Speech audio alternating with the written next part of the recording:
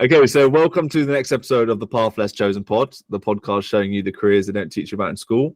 I'm Jamie. And I'm Sol. I'm very excited about today. Our guest is Chuggs Wallis, who you might know for one of two reasons. Firstly, he's the founder of Booby, a clothing brand, famously does Booby buckets that you might have seen around Instagram. It's very well marketed. And secondly, you might know him because he was also on Love Island, and he's promised to give us some exclusive insight into the behind the scenes of the Love Island experience. Yeah, I can't wait. Clearly a path less chosen on the Love Island part, but I'm looking forward to seeing how that links into how he started his brand.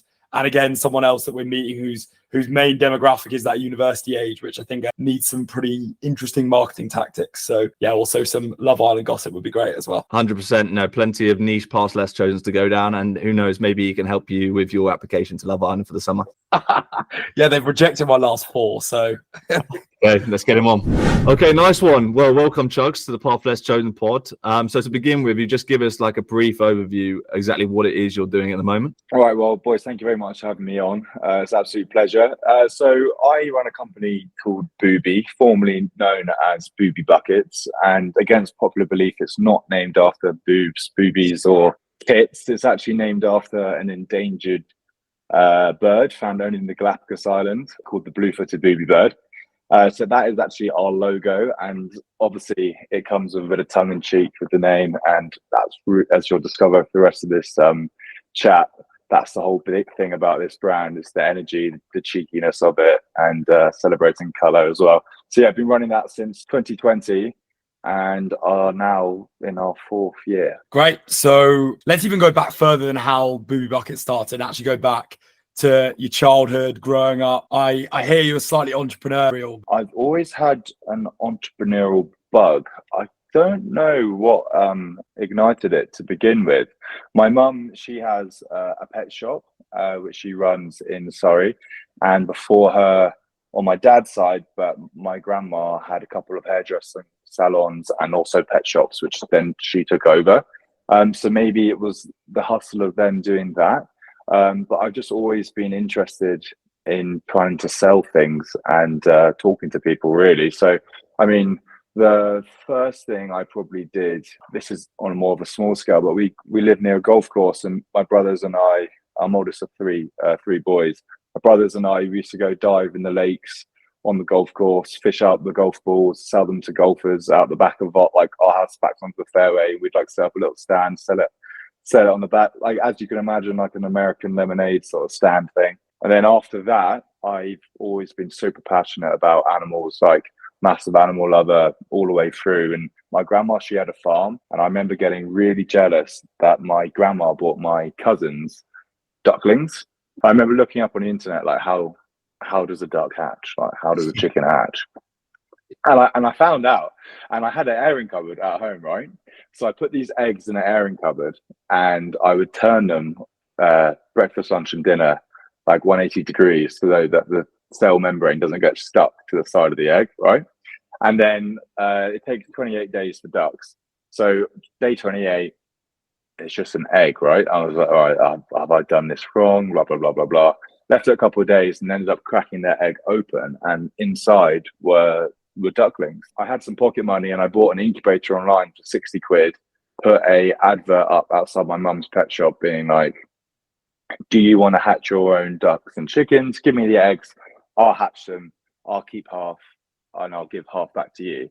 And then because my parents wouldn't let me keep them, I then sold the ones that I hatched to friends, family, whatever. And then eventually I kept on doing it, where to the point where I bought and reinvested. I mean, the first incubator cost 60 quid. The second incubator cost like 250 quid. Then it was like going up to like 500, and I could get out like 200 birds a month.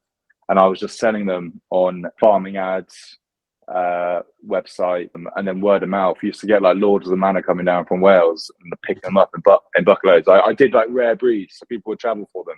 And I did that all the way to 18, and then uni, and then lockdown happened. I did it again for a bit of the summer. But yeah, that was the whole duck experience. And then Booby just fell into place at the end of uni. That's insane. I think, yeah, anyone listening to that will be like comparing themselves to when they were 13, 14. They'd be like, I was nothing like that. And I guess it's an interesting question there for anyone like thinking about maybe like a entrepreneurial path. But do you think it's more like nature over nurture? Was it money, or was it because you enjoyed it? What was the purposes behind all of this? Wow. Maybe self-fulfillment. Like, it just made me feel productive. I definitely did the animal side of things because I love the animals, right? But I was doing other things before that, maybe because I don't know, maybe I felt like I was one-upping my mates, or maybe I just enjoyed the hustle of it. I remember I was just so excited about it. I used to love doing it. I used to love trying to like, pitch people at school. But then like with everything, people always try and put you down. Like people will be trying to put me down, making fun of me, taking a piss from day one and through everything. And even to this day with what I do. But like it didn't faze me. I just carried on doing it. So you packed up your ducks. When was that, and what drove you into starting what you're doing now? Booby Buckets came out of complete chance. It's like I studied business and management at Oxford Brookes, and just because I felt like it was like a easy course to fit into anything, I did a placement year in bank where I worked for an invoice automation software company. So basically I did sales. I was doing like 50 cold calls a day, and I just thought, you know what, I'll probably end up going into something like that. My dad is in IT sales. So it's just sort of like, I just assumed, yeah, I'd love to have my own business. Is it realistic? Probably not. Like, have I got any good ideas? No. So I thought I'd do that. And then I went back to uni, and every year for my birthday, I organised a pub crawl. So I was like, what can I get the lads as something to remember this of for like years to come? I was thinking, like, what's like a silly item that like you wouldn't necessarily buy yourself, but you would wear, or you'd have as a keepsake. And I was just scouring the internet, and I came across these corduroy pink bucket hats, and I was like, they're pretty niche. Like I wouldn't necessarily go buy one of them for myself, and it'd be funny with the tutu theme and fairy theme if we were all wearing them. And I was going to get them embroidered and custom for the event. So I reached out to manufacturers, and I had some samples back, and the samples were really good. But then literally like 2 weeks later, because it's March, COVID hit, and everyone had to evacuate uni. So I had these samples here that were really good quality, but I couldn't go do the event. So I just put in a group chat, lads, I've got these Chuggs bucket hats. I can get them in our team colors with our badge on them. Thumb up this message if you're interested. And like one club had 60 thumb ups, the other club had like 40, and I just put a £5 on my cost for all of them. And they came, and I made a nice little like bit of money, and I was like, oh, that's jokes. And then this wasn't ever brand name or anything then. And then we went out to socials, or like Zoom socials and things, and or your local pubs, and like the netball girls like, where do you get them made? And they're like, oh, Chuggs did them. And then hockey people, and then my brother was at Loughborough at the time, so he got all their rugby boys to do it. And it just snowballed from then, like mates of mates just all wanting, all their like club captains and stuff wanted them. I then did it for my other rugby club back home, and then people we were playing against would see us wearing them at socials, and then they'd want them. And I was like, oh, there's like a brand here. And that's when I started thinking of brand names, and that's when Booby came into it. There's still a big gap between that idea and just coming up with the brand name and the level of like marketing and popularity it's got to now. So talk to us about the thinking behind all of the building the brand and marketing out in such like a out there and niche way, which has obviously worked well. I think it's important to note the fact that there's like the business is run on two sides. So it's run under the same company, same brand name, and the Instagram shows both sides of the business. So one side is custom product, which is what we've been talking about so far. That's like what the first thing is, what we did. And then we got on to own brand products. So like own brand products is the things that you'll find on our website. It's a thing that I was selling in the Alps a couple of weeks ago. And it's the stuff that we sell at music festivals, rugby festivals, and all that jazz over the summer. So that, you know, that includes t-shirts, hoodies, linen trousers, bikinis, soon to be swimwear, and that side of things. So yeah, that came out of, I was making rugby stuff, right? And I had an Instagram page, and all my mates followed it, but like, you know, that's like what, 300 followers or or whatever. And I was like, I want to have something that people are actually going to like want to like. And so I was like, right, let's just make these own branded products. And we just made like 3 or 4 reversible bucket hats, and we used our Booby Bird logo print as the reverse side. And all the colors we chose are like bright. They're like pastel yellow, baby pink, baby blue, maybe, yeah, like lime green, whatever. And what I did is I just got those around me. I sent them to them, or some of them even bought them, and then they would get photos of them and share them on Instagram, tag us, and then people would start following us because they wanted to see like the next like booby babe or like booby bloke wearing the stuff. So very authentically, it grew through using my network, limited as it was around me, and just getting more eyes on the brand authentically like that. So where did you come into the brand bit there? Because from what you've told us, there was no background in like fashion or designing clothes or anything, but this is what you ended up going down. Are you on just the marketing side, or are you specializing in the brand, the designing the clothes yourself? Where do you come in? Yeah, I'm all the above. I feel like when you're like a proper startup like this, you don't need to be a specialist in anything, but you got to be willing to dip your toes in and throw yourself into everything head first, right? So I would have said that I wasn't a fashionable person. My girlfriend at the time, she went on to like study fashion, and she was super keen into it. So she was like an example of a person that helped guided me on the fashion side of things. And then the rest is just listening to your customers. So we'd put out polls, we'd talk to them, and we'd get their feedback at like trade stands and see, what do you like that we've done? What do you think you would like that we do?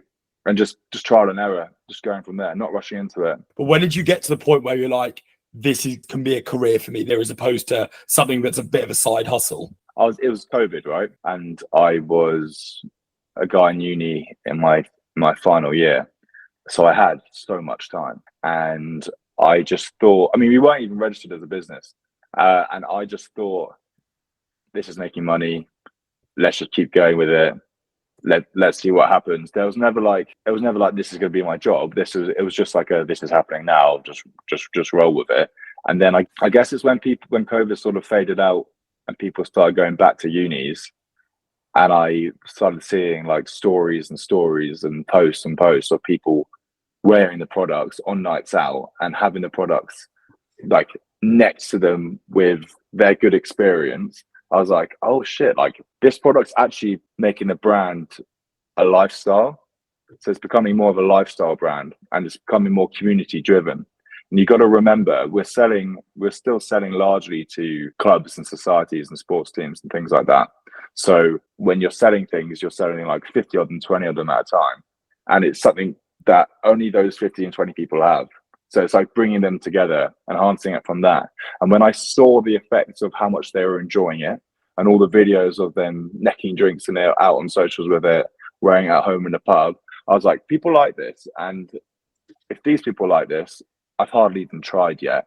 There's so much more people that could like this. And the market is massive for it.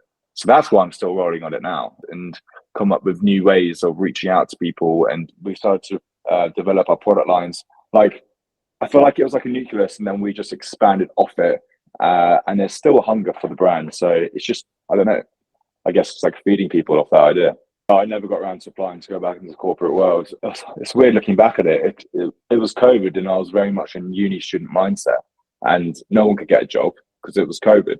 So all my mates that were graduating weren't getting jobs. Everyone was just at home doing nothing. And so I was just at home on my laptop smashing this out, and I was actually bringing money in. Everyone else was just sitting there in lockdown, not being able to do it. Literally. And then I guess I just never even thought about getting another job. I was getting money. I was living at home. I didn't need any more money at the time, and I was just waiting for lockdown to end. Again, moving it on a little bit. So how much of the actual success of the brand do you think had to do with you as a person? I know you're quite keen on pushing your own personal brand out as well. Like, yeah, we'll get onto the Love Island stuff as well. Do you think it's a product plus a personal brand, or do you think it's really the product? God, I mean, that's a great question. And it's like a question I ask myself all the time. And it's a question I always think about when I'm looking at other brands around us or brands that I come across on the internet. I think it's a bit of everything. I think we fell into the line of having a brand. I'm not a marketing specialist. I didn't really know what I was doing. So I guess I was doing it but I don't know how much people bought into it because of me as a person. I think like they liked it because of a brand. And then perhaps after Love Island or using Love Island, I then tried to be like, it's my brand, because people were looking at my face then and I wanted to make the most of it, right? And then since then, because of the way social media has taken off and the way everyone's documenting their entrepreneurial journeys, and I literally do everything, like I can't avoid but put my face in front of the brand, whether I'm packing up stuff at the warehouse or even before the warehouse, while packing stuff up at home, rushing to get to the Royal Mail booth in time. It just fell into the way that it was me. I don't know if people buy because it's of me or because they like the brand. I think I actually would say it's more because they like the brand and the way the brand appeals to people. But I don't think having me in it is a bad thing. And I do think having people as a face of a brand and showing that inside of a brand, which is something we're trying to do better, I think that really brings people in because it's relatable. So it's that personal element I think so important in creating a brand and also getting people to buy into it. I mean, I might be different because I've got a brand, but if I see a friend or someone that started a business, I'm always the first person to like buy their t-shirt, buy their jumper, buy their product. And I mean, like literally this week, I've bought like 2 items from 2 brands, 2 stand-ups. I can see what I was like 3 years ago, and I know how much it meant for someone to buy my stuff and wear it and like it. And I just respect the hustle and want to support them from that. And I'd much rather do that because I can see their face behind it and the effort behind it than I would say buy something from Ralph Lauren. And so just for a bit of context then, because I think it will be a really interesting story, talk to us about when the idea for Love Island came about, what was the idea behind it, and how that led into actually helping the brand and building your own social media. The truth of the story is my friend was on a holiday in Barbados, and a girl he met on the night out happened to be a scout for Love Island, worked for ITV. And she said to him, do you have any friends that you think would be good on Love Island or similar shows? And he put my name forward and he put like a couple other people's names forwards. And he texted me the next morning being like, oh mate, I was smashed last night. I gave this ITV person your number. I said you'd be great for it, so she may reach out to you. And I was like, okay. I can't remember if I had a girlfriend at the time or not. So yeah, they reached out to me, sent me a DM on Instagram, and I was like, this is funny. I will just go along with it. And see what happens. I had a brief experience with Made in Chelsea before. When I was working in London, they sent me a message on like Facebook being like, we're casting for this show, blah, blah, blah, would you be interested? And I was like, yeah, I love Made in Chelsea. I was like 19. I was like, yeah, sick. And I could get a day off work by going to their offices in Shoreditch. So yeah, I did that. And then it's like, they're like, oh, we're going to make you the next face on it. We're going to bring your friendship group on. And nothing actually ever happened. I did like one tiny little dating thing, and that was it. And then I got a girlfriend, like life changed. So when the Love Island stuff came up, I was like, oh, like I've been through this process before, probably not going to happen. Like I never thought it would happen. I was just like, I'll do it anyway. And one of the main reasons for doing all the interviews and stuff is because I was like, this is great interview practice. How uncomfortable do you think, can you imagine it is? Yeah. I mean, I had so many interviews for it, but you go into an office, you're meeting like people like top level of their game. You know, it's a massive show. You know, meeting like 5 senior producing execs for ITV, and then there's a massive camera here and a cameraman, and it's just like on you like this, and they're all facing you, and they're just like asking you questions about yourself, and you're trying to make them laugh, you're trying to come across like with character. And I was like, that is just like weirdly addictive. And if I can do that, and if I get a job, bear in mind I was like still at uni, then like surely that's just really good interview practice. With also like, it doesn't matter because it's not like a job, like I don't really care if I get it or not. So that's how that happened. And then I had all my like medical checks and all this stuff, and they wanted me to go on the first ever Winter Love Island, which is in South Africa. But I was still studying, and I was like, one, I don't want to go on a winter one, that sounds shit. And 2, I was still studying, and I was just like, I can't do this right now, blah, blah, blah. So it didn't happen. It closed off. They kept talking to me for like every now and again, the lockdown. And then when I became single again, I dropped them a message to say, by the way, I'm single again. And then all of the conversations started coming up again, and then had to go through the whole process and quarantine for like 2 weeks in Mallorca, and then ended up on the show. I mean, I guess it still counts as a path less chosen, even though it's slightly different. Give us an insight into what it's like. I can't remember what I used to think of it and then haven't experienced it. But what I would say is that it's very obvious it's a TV show. It's very obvious you're in the hands of the production team. It was way more intense than I ever thought it was. The villa is absolutely beautiful, like stunning, but you're basically at a really strict boarding school. I mean, you don't have the time, and there's speakers all around the villa, which everyone calls the voice of God. And when they say that, you've got to go to the beach huts, which is where they do like the interview things like this. They'll just be like, Chuggs, can you come to beach hut 1 or beach hut 2? And then everyone around you will be like, all right, he's gone off there. But you don't know if that person's going backstage to have like their medicine. Like if you have like vitamins, you have to get given it by a doctor. So like you don't know, people don't know if you're doing that or if you're like bitching about them or talking about the situation you're in. And I mean, like producers would they would hint to go do things. Like there was one point for us when I was like newly in, and Chloe, another girl who's on it, she was sat by the swimming pool, and the producer was like to me, "You haven't chatted to Chloe yet. She's by the swimming pool. Why don't you go up to her and ask her to rub sun cream in your bag?" So I was like, yeah, all right then. Like obviously, like I'm not gonna be like, no, I'm not gonna do that. Yeah, it was just a lot more stressful than I thought it was. Like there's no when you're watching it on TV, there's lots of nice background music and things like that. And when you're in there, it's pretty dead quiet, and you got to go meet these people that you sort of censoring your chat when you're chatting to them, because you're very aware you're on TV because there's a massive camera in your face. So that was hard to get used to, and I didn't really, hence why I was only there for a couple of days. Like it's such a rogue thing to have gone and done. Like sometimes I don't even feel like I've gone and done it. And then coming out of it, how did your life change? Did it affect the brand? Yeah, it was pretty mad. So I had my brother and my mate managing my account. And I remember when you get out, because we were COVID time, he was in quarantine for like a couple of days before I could fly back home. And I remember talking to him, being like, how many followers have I got on Instagram? Blah, blah, blah, blah, blah.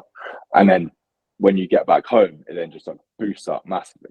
I generally thought I went in and it'd be like an absolute massive flop, wouldn't have changed anything. I was hardly in there. Like one of those Jeffs that doesn't last long. Like, but I came out and it was absolutely mental, mate. Like I was like being treated like a proper celebrity. I would walk anywhere, like my local shops back at home with my mum and dad's, or like way more when I come to London. And like dads and that would be like, "Can I get a selfie with you?" Or you like, "You just come off that show," blah blah blah, things like that. And I was just like, "This is mental." And then you get invited to loads of events, which is sick. Like now for me, these events are just like a lot less exciting because I'm just used to them now. But back in the day when I was like, how the hell is this like even a thing? So yeah, it helped. And because my name's Chuggs, right? That's a weird name. And I think that really stuck with people's heads. And then when I was on there, Ian Sterling, the guy who does all the voiceovers, he just kept on ripping me for having a bucket hat company, which was just like the best marketing ever. That was the best thing that came out of it. Like if you like typed my name in on Google now, like the first thing is like Chuggs bucket hat man. So that helped. And then I guess like people that are younger care about shows and fame and stuff. So I think if they're like, oh, that's that guy from Love Island's brand. And I had obviously started Booby before that. When I then was trying to sell them it, they were more likely to go with me perhaps rather than a competitor, because it's a bit more exciting, isn't it? What was hard with the whole Love Island stuff was I got signed by an agency, like an influencer agency management company, and I was like working as an influencer. I was getting jobs. I was doing adverts for brands. I was like an ambassador for brands, going to events, getting paid for it, getting sent free clothes and stuff. And when that happened, Booby really took a backseat. I was still fulfilling orders. Like I'd go home. I remember coming off Love Island. As soon as I got home, my brother Austin, who works with us full time now, he was like to me, and he took over the company when I was away. He was like, "Mate, you just come home, but you need to help me pack off all these orders." And like our whole house, we printed off all orders from the printer. The whole house was just covered in bucket hats and other products that we were selling, and we were packing them off. We were packing them off to America. Like if you go way back on my TikTok, I literally did a thing of it like, this is mad. So we were so busy in that point, but because I was so distracted by like the celebrity culture and these brand deals, and I felt like I had pressure to turn up to all these events, I hardly spent any time developing the business. The only time I had was like maintaining what we had, and then also was just trying to like keep it relevant so that people were still buying it and that I could get it to them in time. You kind of touched on it at the start about having people who might hate you, or people who doubt you, or people who rip you, I guess. Wondering if you've had even that on like a micro level between your mates, and how you've dealt with that. Yeah, so I mean, I get it like all the time, and it still gets me. It gets to me a bit, but like not that much that I'm ever going to like cry about it, you know. And I have like this underlying feeling that like sometimes people look down on me thinking that I haven't got a proper job, or people think, I think it's a very common misconception, people think I live off like mummy and daddy's money. I don't do anything for myself. But I mean, this company was grown from £70. Like that was my sample fee for the initial thing. And everything else has been reinvested from that £70. No more money has been put in. It's all what it's made itself. So people that look down on me or take the piss out of it, I laugh it off. I don't even bother going back at them. But then it's like, I just been in South Africa for 3 months working. Like they're slaving away in the city, sitting at a desk all day with boring old farts around them, being told what to do. I just been to the Alps selling for a month, driving to different ski resorts every weekend. Like, so there's the yin and yang of it. Like the freedom that this has given me at the age that I am now, well, I think we're at the best age currently. I think we're in the age bracket right now. We are at the best age. There's so much to go and do. And there's a lot of things that we won't be able to do in say 20 years time that we can do now. And I feel like we should do now, which is what makes me feel like what I'm doing is right, because it's very much a lifestyle brand, and that brand's fitted around my lifestyle. It's becoming more and more common, right? People starting their own businesses. Every Tom, Dick and Harry wants to be an entrepreneur, blah, blah, blah. I think people push back on it because, I mean, it's the title of your podcast. They don't think it's got a like longevity. They don't think it's real money. They think it's fake, and they probably just don't think you're working. But like then you can get into a whole new argument of like people work 9 to 5, right? Why? We don't need to work 9 to 5. The world's so put into divisions. There's no one actually saying why that is. It's just what's happened in the past, and there's so much space to just like. I sometimes get stressed if I don't get out of bed early enough, or I get out of bed early, go to the gym, then before I know it, it's 10 a.m. in the morning. I'm like, oh, I haven't done anything today. But it's like, it doesn't matter because I can work until 12 at night. You know, like you can just make your own day. You don't have to go by what everyone else does, what a cultural norm is. I think that's what people find so hard. When you look at people like perhaps our dad's age or grandparents' age, my grandma still says I haven't got a proper job. She still says I haven't got it. Even if I go and see her and I'm paying for her dinner, she doesn't think that I've got a proper job. It's just because people weren't doing it in their day. So like people our age, like you lads, like we sort of get it, but our bosses, they don't get it. I just think people like the glamorous side of it, and they just think it's all like sunshine and rainbows when it's not. Like, I have shit days regularly, and I push through it, and I have great days. And obviously, you end up sharing your best days on social media and all the fun and the loudness of the brand that we have. Like our brand mantra is live loud, right? So if it's me stropping doing emails, it's not really going to resonate with our audience or our customer base. And I just think there's a lot of fake entrepreneurs out there that are doing it for the wrong reasons. What happens on your shit days, and then what keeps you going on those shit days? I don't know. Sometimes I feel like I'm so like sunken in. There's just so much weight on my shoulders, and there's so many different parts of the business to juggle.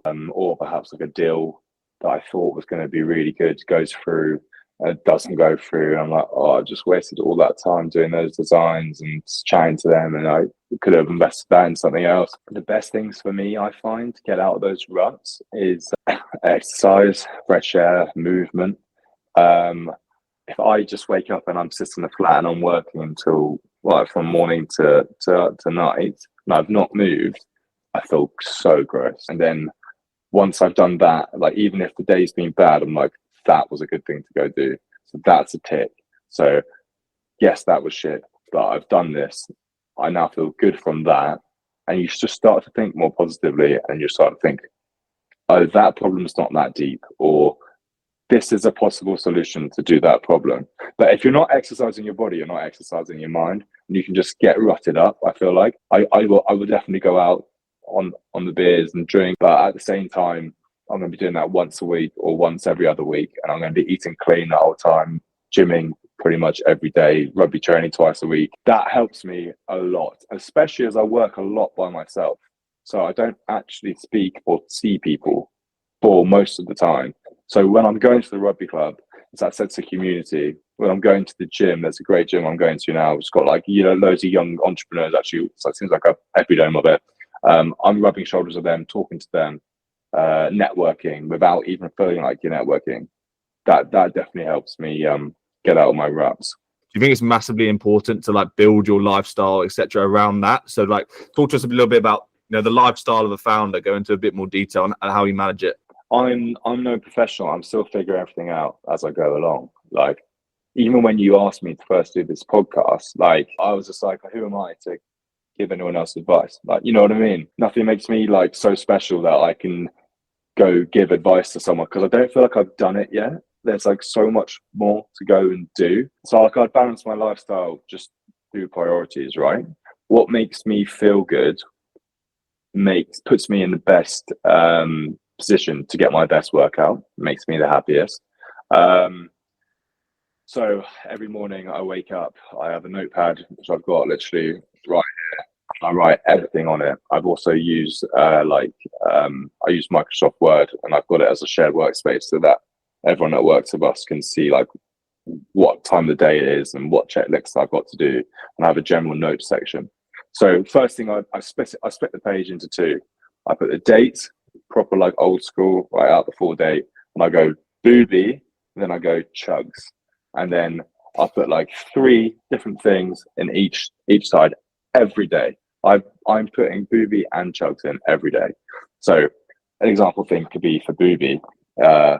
Pretty much every morning I'd sit down and do at least an hour's of admin, which is like emails, creating invoices, chasing payments. Another thing I'd put in for Booby would be like create Instagram assets. So like get the stories out, upload this reel, or it could be go to the warehouse, film content of the newest item that's just come in. And then for Chuggs, it will be run 5K, eat this for lunch. It would be clean my bed sheets, and then it would be gym chest, something like that. And I make sure I tick them off every day. Now that's the first things that come into my head. I sit down and have a coffee. That's the first things I do. Open my notepad, write that down. I'll get those first 3 for Booby, the first 3 for Chuggs done 100% every day. The things I then write underneath that is the things I'm trying to do, but half of that stuff's going to fall onto tomorrow. How do you see the future of yourself? And then also, how do you see the future of Booby? Oh gosh, honestly, my mind changes every week. The two are very much aligned. Booby currently is primarily a clothing company, right? But I mean, I've just got my car rebranded, and on the side it says events as well. So we want to get into events. We want to get into student events. That's where a lot of our customer base is. That's where a lot of our diehard loyal repeat customers are. Another thing that we would like to do as Booby is we would love to get into student property. So surplus cash we make from Booby, we would like to reinvest into like Booby Housing Group, for example, and start getting landmark houses at different universities and then using that almost as like a creator's house. So that will be where our brand ambassadors are based. And if anyone's at university and wants to be a brand ambassador, please do get in touch, because we're going to be doing another round of accepting people very soon. My future is in line completely with Booby at the moment. I think the company will go into different paths. I think we will always be making custom stash. We have worked really hard as of late to create actual drops of new products. So I've sort of just bought stuff that I like the look of, random things here and there, put it in a funnel, select a vessel. Oh, that one went well. Let's get something in that color, change the logo slightly. Whilst now Austin and I, we've worked together. It's like we've got a flower drop coming out, and the flower drop that's inspired by the Darwin daisy, which is like an endangered species of flower found in the Galapagos, which our charity partner helps to protect. And we've got different tees, bucket hats, socks, and things like that coming out as a drop at once, where it's going to be limited edition, hopefully sell out. And then we've already got another drop we're currently designing. We're basically putting Booby on like pop cultural things your mum would have bought for you as a snack from school, right? Because it's relatable and it's colorful, and so yeah, it's putting Booby into a better place where it's more organized. We're going to be getting clothing drops. That's that side. And then I also feel like Booby as a brand, we're going to use the same customer base and the loyal customers that we have, people that resonate well with the brand, and we're going to give them more, whether that's through an event activation, whether that's through housing. That's where our head's at right now. And then me, myself, I would like to share my journey a bit more. Sounds cringe, but I feel like I love what you boys are doing, honestly. Like, I think there's definitely a market for sharing an authentic journey. People buy into people, and authenticity is very key. So I'd like to share that. I'd like to travel more with the brand, with the work, and just see what comes up next. Keep networking, be a nice bloke, talk to people. You never know what can lead to what, you know? And then just to move on then, on the final question we ask everyone, I think for you, maybe time scale to put on it that I'd be interested to know is like back to when you were thinking, what could I provide these guys on the bar crawl that would be like memorable? And then you came across the bucket hats. From that point forward, what would you do the same? What would you do differently? And what would you tell yourself to motivate yourself? Okay, what I'd do the same. I would use the people around me. I would tap into my network, my ever-growing network, whether that's just your next door neighbor, your best mate from uni, your best mate from uni's best mate from another uni, your mate who won Love Island, or someone that's on Made in Chelsea. I would say keep using the people around you. A network is a resource, and people want to help people. It's in human nature. And then create an environment where people want to buy into a brand, and also they want to be part of your story. So I feel like that's been very key for us. Things that I'd want to do that is different is it's not all sunshine and rainbows. There's a lot more to it than you could possibly even imagine. I'm sure everyone can relate to that, whether they're studying a course at university or they're going to a new job. Sometimes there's things when you're in the job and someone sat you down and explained it, you're like, oh, that's obvious. I, of course, would use that. But then your mate working in a completely different industry is just like, what? How do you use that software? Like, what does that essay title mean? What's that word mean? You know, there's more to it. So, for example, for us, import tax, some of our stuff's made overseas. I had no idea what import tax was, and I had a lump sum of profit, and I was like, "Oh, lovely!" And then I get a massive bill from UPS, being like, "You owe us X amount of money." I was like, oh, "Right, thank God I hadn't spent that money yet, and I could do it." But it's just sort of like research the nitty gritty bit, VAT, import tax, shipping, corporation tax. But at the same time, I think it's really, really important for anyone listening that wants to become or run their own business and stuff. Don't overthink it too much, because if someone said to me, "Oh, you want to do a clothing company? Well, that's import tax," I'd have been like, "Oh, no, that looks horrible. I'm not going to do that." So definitely just get out and do it. The stuff that motivates me the most is our customers. We have made some amazing friends from this brand. We've had some amazing shared experiences. The brand is all about people. We have diehard customers that are loyal to the core, that repeat purchases time after time. That's why I'm really excited to get these drops out to them. Yeah, they're buying into the energy, and I just got to keep feeding them the energy. And I feel like that's what makes us a brand. That's what makes us different. Love that. I don't really know how to conclude on that, because I don't want it to end. As I'm talking to you, so many things are sparked off my head now with ways I want to do it. And yeah, it's been very interesting trying to like explain my whole story. So thank you, boys. Okay, brilliant. What a privilege to speak to an ex-Love Islander, but more importantly, someone's doing a very cool path less chosen. Plenty of takeaways there. So, Sol, do you want to start us off with a takeaway? Yes, happy to. Thanks for addressing me so formally. Appreciate it.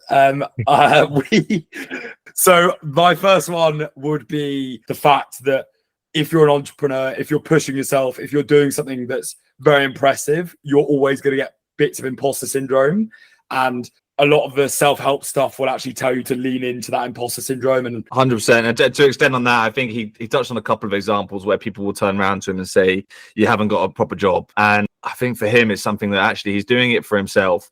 And he can just turn around to them when he's sat in South Africa doing some pretty cool things and working from cool places. he's given himself that freedom. He's earned himself that freedom. And actually what he's doing, it doesn't have to be a proper job. That's the whole point of a path less chosen. It's something that you're doing because you enjoy and you love it. And it means you can live a successful and fulfilled life. For sure. Spot on that. Okay, so I think the second one was looking at how much he like buys into his network. And he summed it up at the end in answering the final question, but it was a theme that actually carried on throughout. And he talked about like, you know, always being a nice guy. And even earlier, he spoke about anytime he sees somebody else trying to do the same path less chosen and start up some kind of small business, totally by themselves and on their own, he's always there to support them, because you never know where like that kind of link might lead you.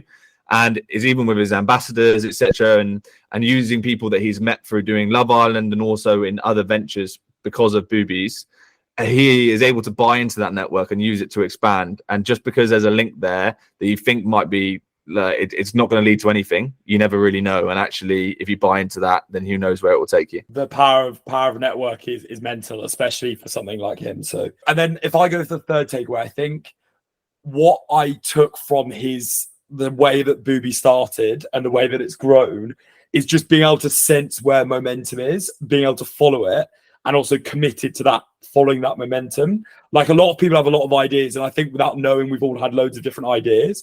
But once you build that momentum, having the conviction and the courage to follow where that goes can lead to somewhere where Chuggs is right now. And that's all really because he just kind of had that little burst of momentum and then followed it along its journey. Yeah, I think the interesting point you said there is like committing to it and conviction there at the end, because he said that even like when he was younger, the reason why he did all of that cool like entrepreneurial stuff as a kid was because it was like the self-fulfillment of feeling productive, and he was excited by the hustle.